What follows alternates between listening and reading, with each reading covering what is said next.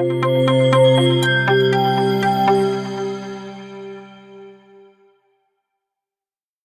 to CN Guide podcast series. Today we're embarking on a deep dive into something absolutely fundamental to the financial rhythm and heartbeat of any large-scale construction project: the intricate world of interim payments and certification under the FIDIC Red Book Contracts. When you think about massive builds, a new highway, a power plant, or maybe a towering skyscraper, that steady, predictable flow of cash isn't just convenient, it's the very lifeblood that keeps the gears turning. We're going to unpack what that means in painstaking detail, specifically contrasting the foundational 1999 and the significantly refined 2017 editions of the FIDIC Red Book. For anyone involved in construction, whether you're an employer overseeing a project, a contractor, grappling with daily costs, or perhaps a legal and financial professional providing crucial guidance, understanding these mechanisms isn't just about moving money around. It's about expertly managing risk, nurturing vital contractual relationships, and ultimately ensuring project success. We promise this deep dive will offer you a real shortcut to being well-informed on a topic that, perhaps more than any other, frequently escalates into major disputes and, frankly, stalls progress. Indeed. Our primary sources today are the FIDIC Red Book General Conditions themselves, both the 1999 and 2017 editions, complemented by various insightful commentaries that really illuminate the subtle yet profound changes between these two influential iterations. Our mission is to distill the most important nuggets of knowledge from these complex documents, helping you to not just understand what the rules are, but crucially, why they matter so deeply to the financial health and operational flow of your projects. We'll explore the evolution of these payment provisions and, what it means for everyone at the table. Okay, let's unpack this. Let's set the stage by looking at the 1999 FIDIC Red Book. What was the fundamental purpose behind these interim payments, and how did the process typically begin for a contractor striving to keep their cash flow healthy? At its core, interim payments are all about managing the contractor's liquidity, their ability to keep money flowing through the project. Imagine a massive construction project. It's a marathon, not a sprint. These endeavors are inherently long-term and incredibly capital-intensive. A contractor simply cannot finance all the costs for months or even years without regular reimbursement for the work they've already completed. Without that consistent influx of cash for certified work, they would very quickly face severe liquidity issues, making it impossible to pay their subcontractors, procure essential materials, or even meet payroll for their own staff. Right, that would just grind everything to a halt. Exactly. It would inevitably grind a project to a halt, creating far larger problems for everyone involved. So interim payments are designed to provide that essential, continuous financial lifeline, ensuring the contractor is reimbursed for progress and can maintain momentum. The formal process kicks off with the contractor submitting a monthly statement detailing the amounts they believe they're legitimately entitled to for the work executed and resources deployed. That makes perfect sense. It's about demonstrating tangible progress to unlock cash, but also accounting for all those other moving parts like retention and advance payments. Can you walk us through the specifics of that contractor's monthly statement under the 1999 edition? How rigorous was that initial application process for the contractor? Absolutely. The 1999 FIDIC Red Book establishes a quite specific and disciplined approach for these applications. The contractor is required to prepare and submit 6 copies of a highly detailed statement to the engineer after the end of each calendar month. This isn't merely a casual invoice. It must be presented in a specific form that the engineer has already approved, ensuring consistency, clarity, and ease of review. Critically, this statement isn't just a number on a page. It has to be robustly backed up with a comprehensive set of supporting documents. One of the most important of these, and it's explicitly required by the contract, is the detailed progress report for that specific month. Okay. So that report ties the money directly to what's actually happened on site. Precisely. This report provides a tangible, verifiable record of the work that has actually been advanced on site, linking the financial request directly to physical progress. So it's not just about the raw estimated value of the physical work that's been put in place then. What else gets packed into this crucial monthly statement? Exactly right. The statement under the 1999 FIDIC Red Book goes beyond just the physical progress. It's a comprehensive financial snapshot. Firstly, it includes the estimated contract value of the works that have been executed up to the end of that month, alongside any contractor's documents that have been produced and formally submitted. This valuation also accounts for any variations, those agreed upon changes to the scope of work that have been instructed and completed during the period. Secondly, it's designed to be dynamic. The statement must also include adjustments for external factors that can shift the contract price outside of the direct work scope. Like what sort of factors? Well, this means accounting for changes in legislation that might impact costs or obligations, and also adjustments due to changes in cost, perhaps for labor, materials, or equipment, where the contract allows for such fluctuations. This ensures that the contract price reflected in interim payment remains current and responsive to actual economic and legal shifts that impact the project's financial landscape. And what about money that's held back by the employer, like retention, or paid up front, like advance payments? How are those crucial elements handled and reflected in this monthly statement? These are indeed crucial components that directly impact the net amount the contractor receives. The statement meticulously includes deductions for retention money. This is a percentage, typically defined in the contract, that the employer withholds from each payment up to a specified limit. And that's basically security for the employer, Right. for defects later on. Exactly. Retention serves as a security for the employer, particularly to incentivize the contractor to rectify any defects that might emerge later on during the defects notification period. The statement also details precise adjustments for any advance payment that was made at the project's commencement, showing its progressive repayments against work completed. Lastly, and this is quite important for contractor liquidity, it accounts for amounts due for plant and materials that have been delivered to the site and are intended for the permanent works.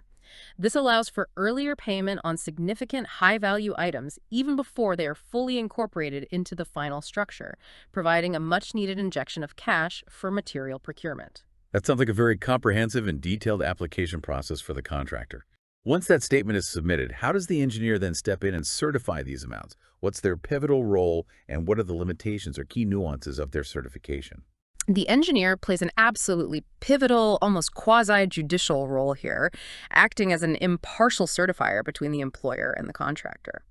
Under the 1999 FIDIC Red Book, the engineer is under a strict contractual obligation to issue an Interim Payment Certificate, or IPC, within a fixed period, 28 days. 28 days from when, exactly? 28 days from the moment they receive the contractor's statement, along with all the necessary supporting documents.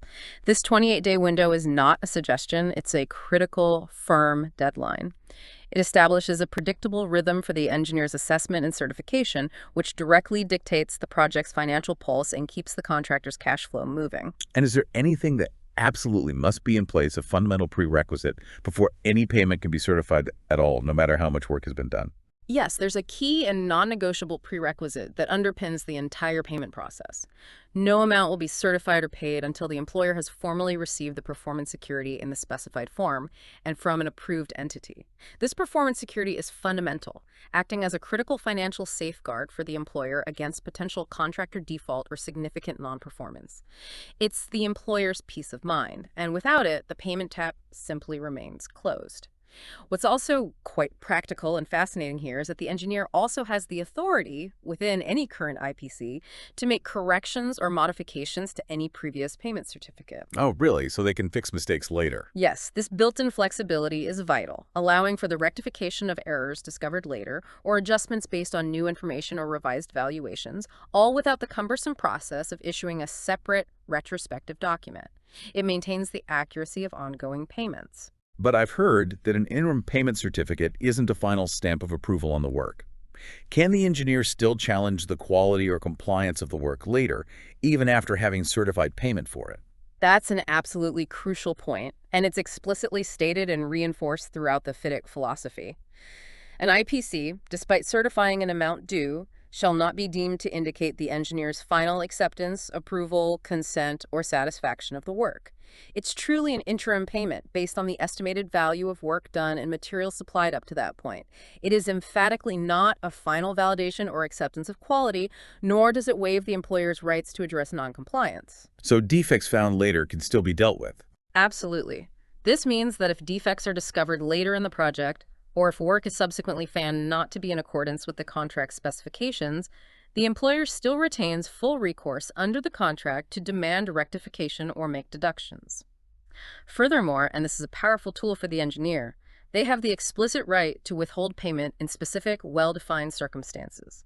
This occurs if work done or supplies provided are demonstrably not in accordance with the contract, or if the contractor fails to perform any contractual obligation after having been duly notified by the engineer to do so. And they can withhold the cost of fixing it. Precisely.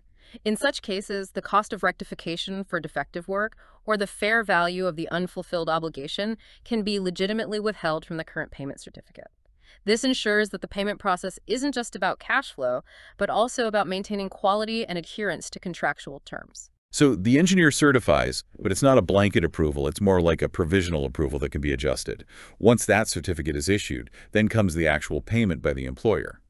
What are the rules and critical timelines around that under the 1999 FIDIC Red Book? Once the engineer has issued that interim payment certificate, the responsibility shifts firmly to the employer.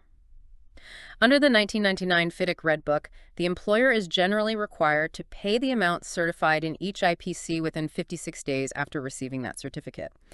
Now, while 56 days is the default in the general conditions, it's a very common practice and indeed often specified in the appendix to tender, which is the contract section where project-specific details are customized for this period to be shortened, commonly to 42 days. Right. So that 56 days isn't always set in stone. No, that appendix allows for tailoring.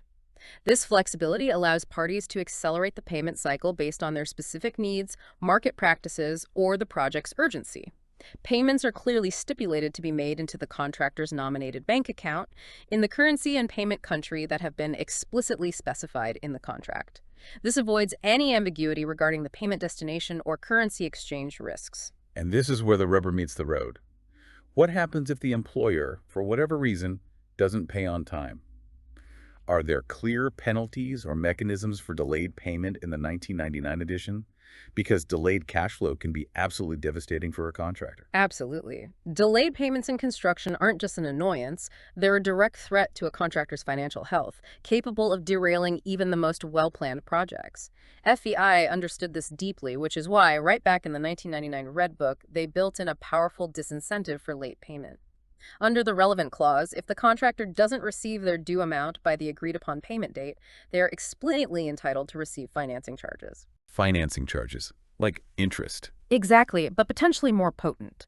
This isn't a mere flat late fee. These charges are calculated on the unpaid amount and, critically, are compounded monthly. This means the interest itself starts earning interest, allowing the charges to accrue significantly over time. This provision serves as a crucial safeguard for the contractor, essentially forcing the employer to recognize the cost of capital and the financial burden they impose through delay. It transforms what could be a simple breach into a measurable and escalating financial liability, giving the contractor a tangible right to compensation for the disruption to their cash flow. It sounds like it could really add up. Oh, it can. Think of it. If you're a contractor with millions of dollars tied up in materials and labor, waiting months for a certified payment, those compounding financing charges can quickly become substantial, making it undeniably clear to the employer that adhering to the payment schedule isn't just good practice, it's financially imperative. What's important to note is that this delay period starts from the precise payment due date, irrespective of when the IPC itself was issued. So if the IPC was issued late, but the payment was still made within the 56 days of its receipt by the employer, then it's not considered delayed.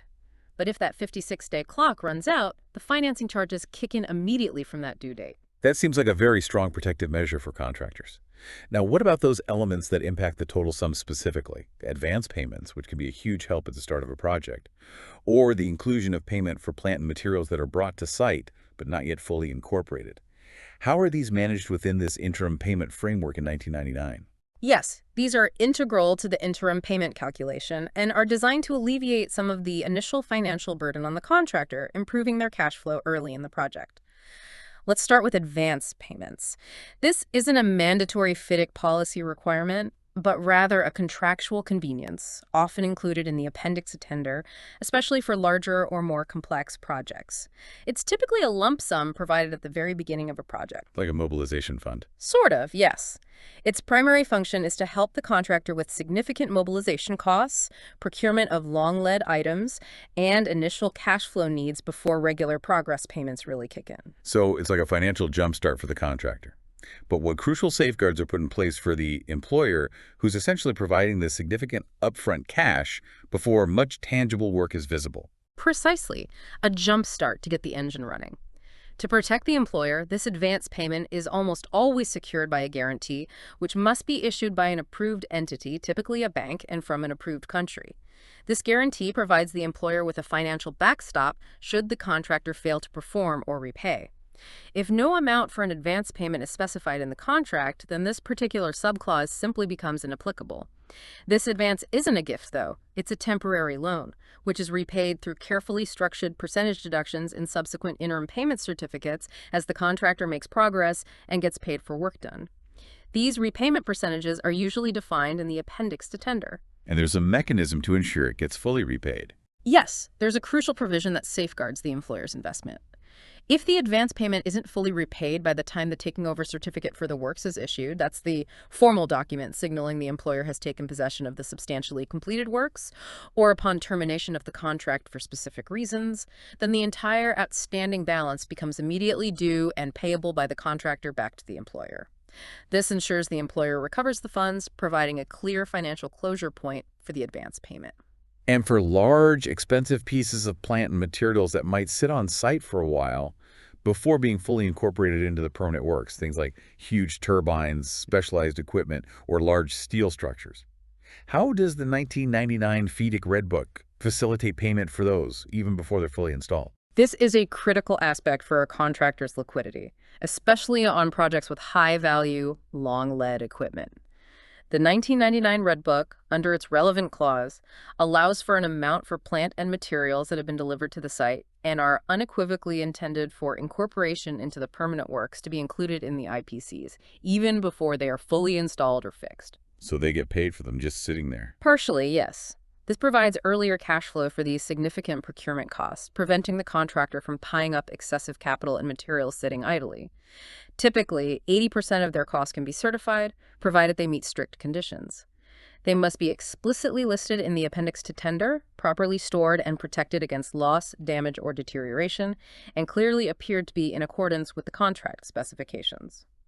The 80% figure allows the employer some cushion against potential issues with the materials before they are fully integrated. So the contractor gets 80% up front for these materials, but then what happens when they actually get used and become part of the completed work? Is there an adjustment?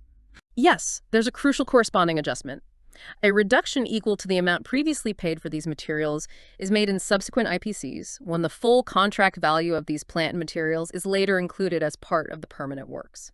It's a mechanism for early release of funds that carefully balances risk for both parties. Furthermore, there's a specific link to work suspension. If work is suspended by the engineer, the contractor may also be entitled to payment for plant and materials intended for the works under subclause 8.World, further reinforcing this principle of compensating for materials on site, even if progress halts. And finally, that concept of retention money, it's mentioned as a deduction from the monthly statements. What is its fundamental purpose, and how does it function in the 1999 edition? Retention money is a significant financial tool consistently used in FIDIC contracts. It's an accumulated sum that the employer retains from the payments otherwise due to the contractor, typically a fixed percentage of each interim payment up to a specified maximum. Its primary and vital purpose is to act as a tangible security for the contractor's performance of their ongoing obligations, particularly for the rectification of defects that may emerge during the defects notification period, which occurs after the works are taken over. So it's an incentive to fix things later. It provides a powerful financial incentive for the contractor to ensure all outstanding work is completed and any defects are remedied to the employer's satisfaction before the full contract price is paid out. The first half of this retention amount is usually released upon the issue of the taking over certificate, with the remainder released after the defects notification period has ended and all defects have been remedied, a process formalized in later payment certificates. It sounds like the 1999 FIDIC Red Book lays out a clear, albeit rigorous and highly structured process with defined responsibilities and timelines. It aimed for predictability and risk allocation. But as the construction industry evolves and projects become ever more complex, certain friction points inevitably emerge. The 2017 Red Book came out promising a closer regulation of the interim payment process and, famously, more pages of procedure.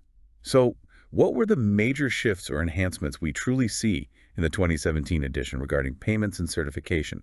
What did FIDIC learn from the preceding nearly 2 decades? That's an excellent way to frame it. The 2017 edition certainly builds upon the established 1999 framework, leveraging its strengths, but it introduces significant refinements that are often aimed at providing greater clarity, addressing common sources of disputes that arose under the earlier edition, and enhancing overall fairness and certainty in the process. The phrase closer regulation of the interim payment process isn't just marketing, it's genuinely evident in several key areas, reflecting an industry desire for more prescriptive guidance and fewer ambiguities. So, drilling down, what does that closer regulation actually look like in practice for the interim payment process itself in 2017? Are the contractors' obligations much different, or the engineers? For the core interim payment process, the foundational requirements remain consistent, but with reinforced obligations. The requirement for contractors to submit comprehensive monthly applications for payment remains absolutely central, just as it was in 1999. However, the 2017 edition, through its relevant clauses, makes it even clearer and more explicit that the engineer must issue an interim payment certificate each month. Must issue, every single month. Yes, unless a predefined minimum payment amount threshold, usually specified in the contract data, isn't met. This mandate reinforces the regularity and predictability of payments, aiming to prevent delays simply due to inaction. The grounds for the engineer withholding payments also remain largely consistent with 1999. If work done or supplies provided are not in accordance with the contract, or if the contractor fails to meet contractual obligations after being duly notified by the engineer, the cost of rectification or the value of the unfulfilled obligation can still be legitimately withheld. This provides continuity in the employer's essential rights to ensure compliance and quality. In that performance security we talked about earlier in the 1999 edition, the one that's an absolute prerequisite for payments to even start, is that equally stringent in 2017, or has anything changed there? It's not just equally stringent, it's articulated with even greater clarity and emphasis, making it an undeniable fundamental requirement.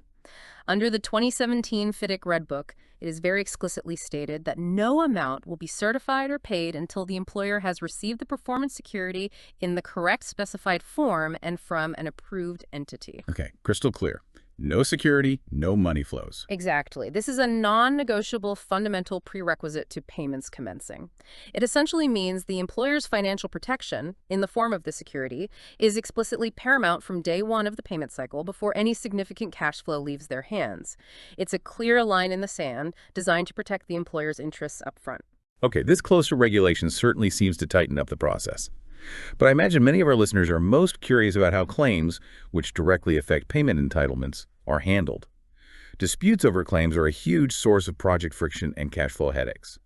Are there notable changes in the claims procedure in 2017 that genuinely benefit or impact the payment flow for the contractor, potentially mitigating that cash paralysis during disputes? Here's where it gets really interesting, and you've hit on perhaps the most significant evolution in the 2017 Red Book, particularly regarding contractor cash flow. The claims procedure has seen substantial changes, notably transitioning from the 1999 edition's single claims clause to a much more detailed multi-part process in 2017. More pages, you mentioned. Yes, one commentary even noted that the claims procedure expanded from about 6.5 pages in 1999 to over 11 pages in 2017. This dramatic increase in detail reflects a strong desire for greater contractual certainty and a more structured approach to resolving disputes, moving away from ambiguity. So if the contractor still has that strict 28-day notice period for claims, which was often a point of contention in 1999, what's new in terms of addressing potential late submissions or how the engineer responds to them? Because that 28-day time bar was often an all-or-nothing situation. That's a crucial area where FIDIC sought to introduce more fairness and practicality. The strict notice period remains fundamentally important. The contractor must still give notice of a claim within 28 days of becoming aware, or reasonably should have become aware, of the event or circumstance giving rise to the claim. Failure to do so still carries significant consequences, potentially meaning no entitlement to an extension of time or additional payment, and the employer can be discharged from liability. So the stick is still there. The stick is still there, but there's a new procedural safeguard. A truly significant addition in 2017 is a new obligation on the engineer regarding late notice. If the engineer believes the claim notice was late, they must notify the contractor within 14 days of receiving the claim notice, clearly providing their reasons. 14 days, that's quick. It is. And critically, if the engineer fails to give this specific notice within that 14-day period, The contractor's notice of claim is deemed valid. Wow, okay. So the onus is on the engineer to flag it immediately. Exactly.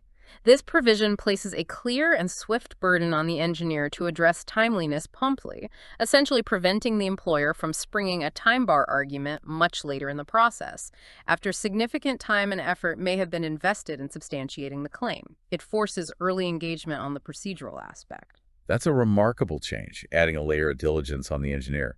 So even if the notice was technically late, there's still a chance for the claim to be considered on its merits if the engineer doesn't act quickly. This sounds like a move towards avoiding a purely technical dismissal of a potentially legitimate claim. Precisely. This leads to another critical development under subclause 20.2.5. The claim shall nevertheless be agreed or determined, even if the initial notice might have been considered late. When evaluating such late submissions, the engineer is now specifically instructed to consider several crucial factors, such as whether the other party, the employer, would genuinely be prejudiced by accepting the late submission, for instance, if key evidence has been lost or the ability to mitigate impact has been compromised. They must also consider any evidence of the other party's prior knowledge of the event giving rise to the claim, and any evidence of their prior knowledge of the contractual or legal basis of the claim. This flexibility aims to prevent legitimate claims from being dismissed solely on rigid procedural technicalities, acknowledging that practical realities on a dynamic project can sometimes make strict adherence difficult. It adds a welcome layer of reasonableness and pragmatism to what was previously a very rigid time bar. It pushes towards resolving the substance of the claim rather than just its form. This sounds like a huge step forward for fairness, and it really addresses a historical pain point for contractors. But the real game changer for cash flow during disputes must be how interim payments are handled while a claim is still being processed, right? Because often that's when contractors really feel the financial squeeze. You've hit on perhaps the single most impactful change for contractor cash flow in the 2017 edition. This is where FIDIC explicitly responds to the industry's need for liquidity during prolonged disputes. Under subclause 20.2.7 of the 2017 Red Book, after receiving a notice of claim, and until that claim is finally agreed or determined, which, as we know, can take months or even years through various dispute resolution procedures, the engineer shall include such amounts for any claim as have been reasonably substantiated as due to the claiming party in each payment certificate. Hold on, include amounts for the claim in the interim payment certificate even before it's fully agreed. Yes, that's the crucial shift. This is a material and profound difference from the 1999 edition, where such interim payment for claims was not explicitly mandated, often leaving contractors in a cash flow vacuum while they waited for a final decision. Now, contractors don't necessarily have to wait for the full protracted claim determination to start receiving payment for amounts that the engineer can reasonably substantiate based on the evidence provided. This can dramatically improve a contractor's liquidity during ongoing disputes, providing essential financial oxygen and reducing the immense pressure to settle for less fuss simply to alleviate cash flow crises. It is huge. It fundamentally changes the leverage, doesn't it? It fundamentally changes the dynamic, yes. It pushes for ongoing, fair adjustments rather than an all-or-nothing payout at the very end. So it's not just about what the contractor claims, but what the engineer reasonably substantiates as due, right there in the interim payment. Yeah. That puts a premium on robust documentation from the contractor. And does this principle of fair substantiated payment apply to employer claims as well, ensuring a balanced approach from both sides? Exactly. It places a significant emphasis on the contractor's ability to provide clear, compelling documentation and robust substantiation, which is always good practice anyway. And yes, the principle of balance and fairness is consistently extended. Under the 2017 Red Book, the employer can only claim payment from the contractor or extend the defects notification period, DNP, or set off-deduct amounts from the contractor's payments by fully complying with this very same detailed claims clause, 20.2. Right. So what's good for the goose is good for the gander, essentially. Well, precisely. This ensures a balanced and equitable process for both sides when it comes to claims and financial adjustments, preventing arbitrary deductions or surprise demands from the employer side.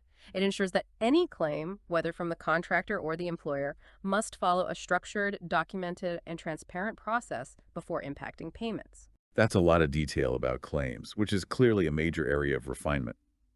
But beyond claims, what about the impact of other crucial project elements like defects discovered during construction, changes to the scope of work through variations, or even partial takeovers of the site? How do these aspects also see refined handling in the 2017 edition, and how do they link back to the certification and payment process?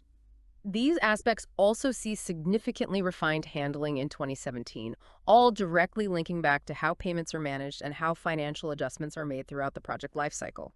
Let's start with the impact of defects and the employer's remedies under subclause 11.4. In the 2017 edition, if a contractor fails to remedy a defect which should always be at their cost, the employer now has clearly defined and, importantly, expanded options to ensure the work is done, and crucially, to recover costs or adjust the contract price. This is a critical area, as unresolved defects can lead to major project delays and cost overruns. What are these expanded options for the employer? Does it give them more power to ensure quality and swift cost recovery? It definitely does, by formalizing pathways that might have been less clear or more contentious under 1999. Firstly, if the contractor fails to act, the employer can choose to carry out the remedial work themselves or have other contractors do it. And just send the bill to the original contractor. Essentially, yes. If they do, the employer is then explicitly entitled to payment from the contractor for these reasonably incurred costs, which are recoverable via the claims process under subclause 20.2. This provides a direct and contractually clear mechanism for financial recovery. Secondly, the employer can choose to accept the defective work as is, perhaps if the defect is minor or remediation is impractical. In this scenario, they are entitled to a reduction in the contract price, again determined through subclause 20.2, to reflect the reduced value of the works due to the defect. This formalizes a price adjustment for non-compliant work, ensuring the employer doesn't pay full price for something that's not to standard. Okay, those make sense. What's the third option? And here's a powerful third option. If the unremedied part of the works is so defective that it cannot serve its intended purpose, the employer can even require the engineer to treat it as an omission, as if instructed under the variations clause, subclause 13.3.1. So basically, delete that part of the work and the payment for it. Effectively, yes. This is highly significant because it formalizes how severe defects can effectively impact the scope and, consequently, the payment for that part of the works without necessarily terminating the entire contract. It provides a structured way to deal with fundamental noncompliance. That's a strong and clear set of tools for the employer to manage quality control and ensure financial accountability. What about situations where parts of the work are taken over early, perhaps a completed section of a road or a building wing, or if there are changes to the scope of work through variations? How do these affect delay damages or payments in 2017? These are also areas of enhanced regulation, designed to provide more fairness and clarity.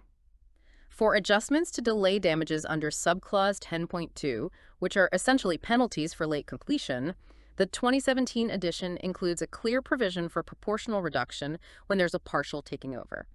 If the employer takes over and starts using a part of the works distinct from a defined section of the works, or is deemed to have done so, the delay damages for the remainder of the works are proportionally reduced. How is that reduction calculated? The reduction is calculated based on the value of the part taken over in relation to the whole, and the engineer makes this determination under the new agreement or determination subclause 3.7. This directly affects how delay damages, which are deductions from payments, are calculated, ensuring fairness when parts of the project become operational early, rather than penalizing the contractor for delays on parts not yet in use. And what about variations? These are almost a given on any large project, and they can be huge sources of dispute over cost. I hear there are some pretty important updates in the 2017 Red Book's Clause 13 on variations. Yes, Clause 13 is another area of significant refinement in 2017, designed to address common points of friction and financial uncertainty. One notable change relates to the omission of work. Under the 1999 edition, if work was omitted, especially if it was then carried out by another party, there was often a dispute about whether the original contractor was entitled to compensation for lost profit on that omitted scope. The 2017 edition, under subclause 13.3.1, now explicitly permits the omission of work with the intention for it to be carried out by others, provided both parties agree. Critically, in such cases, the contractor is now explicitly entitled to compensation for loss of profit resulting from that scope removal. Okay, so that clarifies the lost profit issue. That's often a big sticking point. It is. It clarifies a key point of contention that often arose in 1999 and provides a direct financial impact and a more equitable outcome for the contractor. That's a good clarification. It provides a definite financial path for a common scenario. But what if the employer asks for a detailed variation proposal from the contractor, perhaps for a complex design change, but then decides not to proceed with it? Is the contractor just out of pocket for all the time and effort spent preparing that proposal? That can be a significant cost. Not anymore under the 2017 Red Book, and this is a fair and practical improvement under subclause 13.3.2. The contract specifically addresses this situation. If the employer requests a variation proposal from the contractor, asking them to price out a change, but then ultimately doesn't proceed with that proposed variation. They still get paid for the proposal work. Yes, the contractor is now explicitly entitled to recover the cost incurred in preparing that proposal. This ensures that the contractor is compensated for their legitimate effort and resources, even if the proposed work doesn't go ahead. It prevents the employer from getting free engineering or costing services. There's also a point about fitness for purpose in relation to variations, which can be a deeply technical and costly issue on a project. How does the 2017 edition handle that, and why is it so important for payment implications? That's a fundamental distinction, and it goes to the heart of design liability and ultimate project success.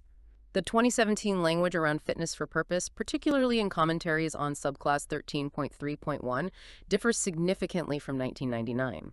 In 2017, for a variation instruction to impact the contractor's fitness for purpose obligation, meaning their duty to ensure the completed works meet the employer's specific requirements for how they will function, the variation must specifically amend the employer's requirements. Okay, so the variation has to explicitly change the defined purpose. That's the key. If a variation instruction does not explicitly amend those employer's requirements, and it affects the contractor's ability to achieve the original purpose for which the works are intended, the contractor can actually have grounds to refuse compliance with that variation instruction. This is a critical point that could lead to significant cost adjustments or claims if not handled correctly, as it impacts the fundamental outcome the employer is paying for. It offers the contractor a layer of protection against receiving variation instructions that inadvertently compromise their ability to deliver the specified functional outcome. That provides a lot more clarity and protection for the contractor on design liability within variations, which can often be a gray area. What about the engineer's role in making determinations or correcting errors, especially now that the whole process is so much more regulated and detailed in 2017 under subclause 3.7? The engineer's role in agreement or determination is formalized and refined in subclause 3.7. This clause is a direct successor to the 1999 edition's 3.5. It retains the core function of the engineer consulting with both parties and making a fair determination if an agreement isn't reached on any matter. This impartial arbiter role remains absolutely key to resolving day-to-day project disagreements without immediate escalation. However, a new and very practical detail in 2017 is that if an error is found in an engineer's agreement or determination, whether discovered by the engineer themselves or notified by a party, the engineer must issue a corrected notice within 7 days of finding or being notified of that error. 7 days to fix it. That's good for transparency. Exactly. It adds a crucial layer of transparency and swiftness to rectifying any administrative or valuation errors in determinations, which of course can directly affect payment calculations and prevent disputes from festering due to simple administrative mistakes. It enforces accuracy and responsiveness. And finally, the conclusion of the entire payment process. The final payment and certification under clauses 14.1, 14.11, and 14.13. How does the 2017 Red Book clarify and streamline that crucial stage, providing that ultimate financial closeout for the project? The overall sequence leading to final payment and certification remains broadly similar to 1999, which is about ensuring a structured, comprehensive financial closeout of the project. The contractor still first submits a statement at completion after the taking over certificate is issued. That's the document signifying the employer has taken possession of the substantially completed physical works. This is then followed by a draft final statement after the performance certificate is received, which is typically the very final stamp of approval after the defect's liability period, conferring the contractor has met all their long-term obligations, including rectifying any defects. Under the 2017 edition, the engineer then issues the final payment certificate, or FPC, within 28 days of receiving the contractor's complete final statement and any necessary discharge documents. This FPC states the absolute final amount due for the entire contract, including all additions, deductions, and adjustments that have accrued throughout the project's life cycle. So it provides that definitive final number. Precisely. This clarity at the conclusion ensures that all financial obligations are comprehensively accounted for, formally settled, and provides definitive certainty for both parties, marking the end of the contractual financial relationship.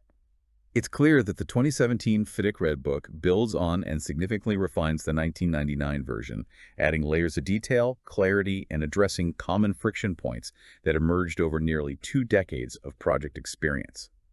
But despite these important updates and enhanced procedures, what are the enduring core principles of interim payments and certification that remain consistent across both editions, truly defining the FIDIC approach to construction contracts? That's an excellent question, and it really gets to the heart of FIDIC's philosophy. Despite the important updates and procedural enhancements, several foundational principles remain steadfast across both the 1999 and 2017 FIDIC Red Books. These principles underscore FIDIC's unwavering commitment to fairness, systematic project management, and ensuring predictable financial flows, which are paramount in such capital-intensive endeavors. So what's the first, most fundamental commonality that underpins both editions when it comes to payments? The first, and arguably most fundamental, is the contractor's obligation for regular statements. Both editions maintain the absolute requirement for regular, typically monthly, submissions from the contractor detailing their claimed entitlements for work executed. This consistent cadence isn't just about paperwork. It's fundamental for continuous project financial tracking, allowing both the employer and engineer to have an ongoing, verifiable understanding of the work being performed and the costs being incurred. It's the engine that drives the entire payment process, ensuring transparency and predictability. And the engineer's role. That seems to be an unchanging constant in the FIDIC framework. Absolutely. The engineer's central role as impartial certifier is an unchanging cornerstone of FIDIC contracts. The engineer, appointed by the employer, is consistently mandated to act impartially in assessing the contractor's applications, determining entitlements, and issuing certificates.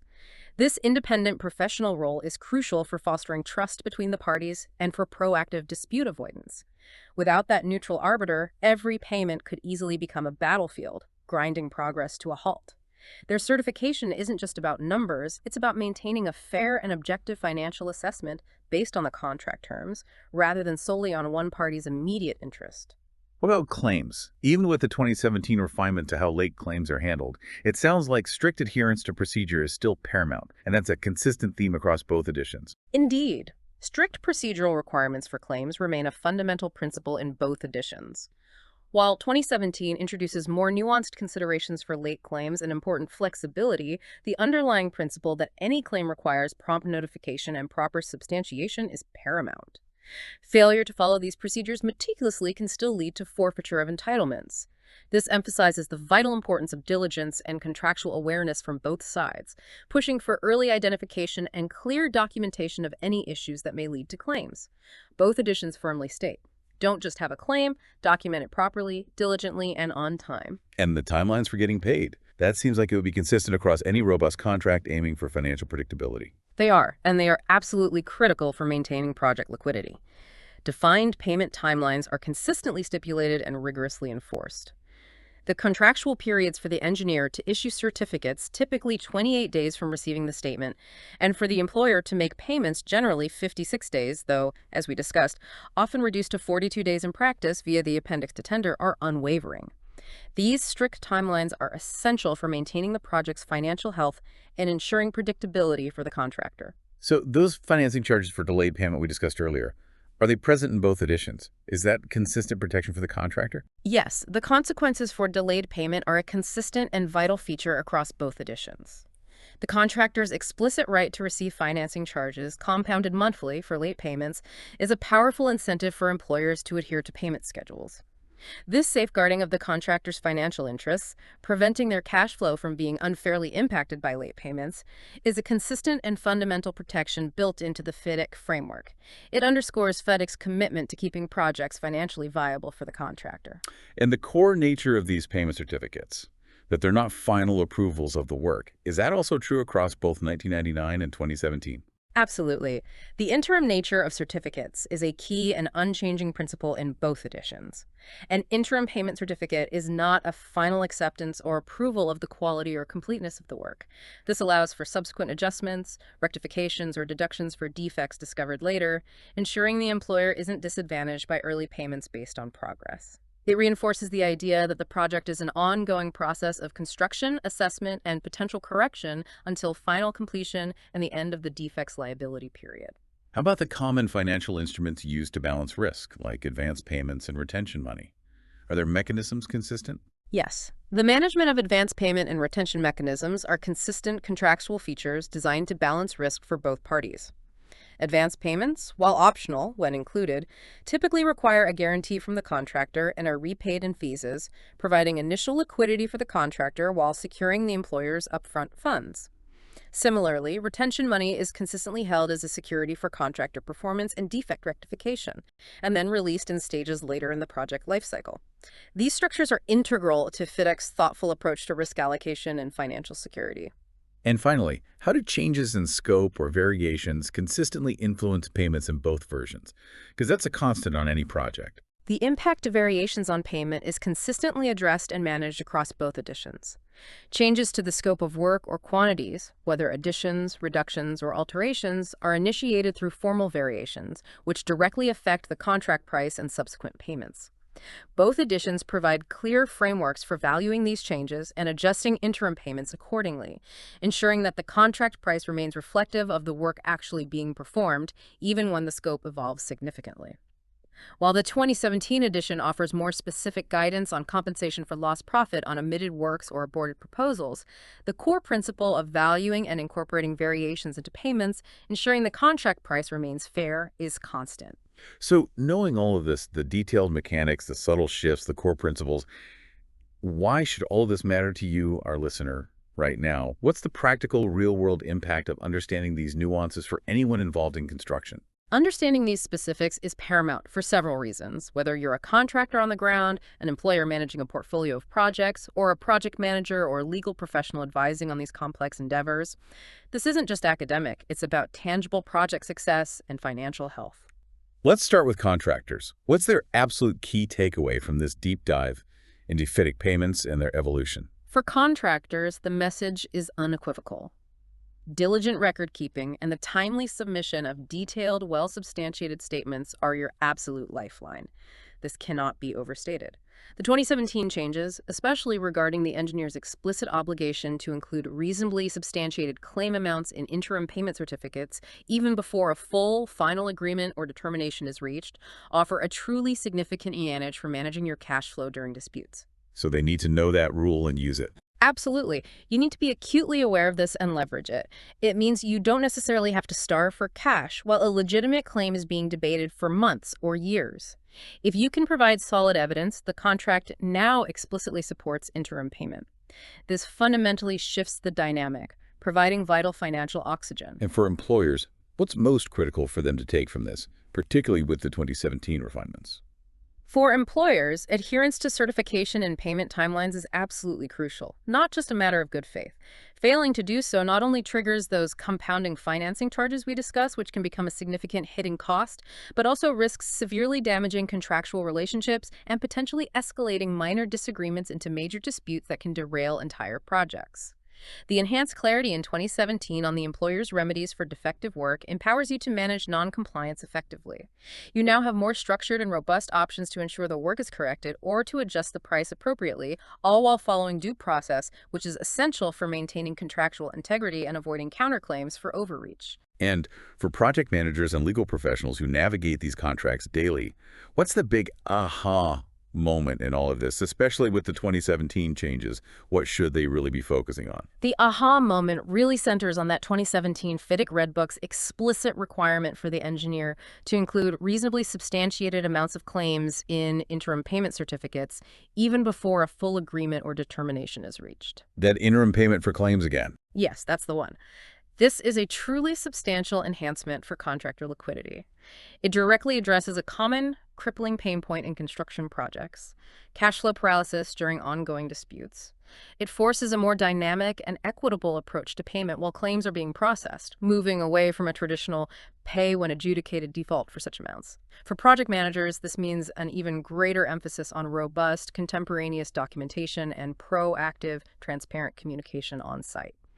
For legal professionals, it highlights the shift towards more prescriptive claim procedures and the engineer's more active, nuanced role in evaluating late claims, considering factors like genuine prejudice and prior knowledge. It's about proactive dispute avoidance through clarity, not just reactive resolution. It demands a more sophisticated understanding of dispute management from the outset. And this all plays out in a global context, right? FIDIC is an international standard. So how does local law factor into these international contracts, and what's the critical implication there? This raises an important and often overlooked question, and it's a critical, broader implication for anyone working with FIDIC contracts globally. Always remember that while FIDIC provides a robust international framework, its application can be significantly influenced by the governing law of the contract's jurisdiction. As we've seen in some commentaries, local legal principles, such as those concerning strict time bar clauses or principles of estoppel in civil law systems, may interact with FIDIC's contractual terms in nuanced ways. Meaning local law could override the contract sometimes. Potentially, or at least influence its interpretation. For example, some jurisdictions might have legal principles that could counter strict contractual time bar clauses if the engineer or employer had clear prior knowledge of the event giving rise to the claim, or acted in a way that legally implies a waiver of that time limit. This emphasizes the vital need for legal counsel who are attuned to both the intricacies of the FIDIC contract itself and the specific nuances of the local legal jurisdiction where the project is being executed. It's never just about the contract in isolation, it's about the contract in context of the applicable law. This has been an incredibly detailed and insightful look at the financial engine of FIDIC Red Book Contracts, tracking its evolution and core principles. It really highlights how these documents evolve, incorporating lessons learned from decades of global project execution, striving for a more balanced and equitable approach to managing immense financial flows. So, knowing how these intricate payment systems work, from the initial statement to the final certificate, and understand the significant shifts, especially in 2017, what's one specific area in your own projects where you could apply this detailed understanding to proactively prevent a future dispute or significantly improve cash flow? Something for you to mull over until our next deep dive. Before you go, please don't forget to share, like, or subscribe. Also, have a look at other episodes and visit CM Guide website for better insights on this topic.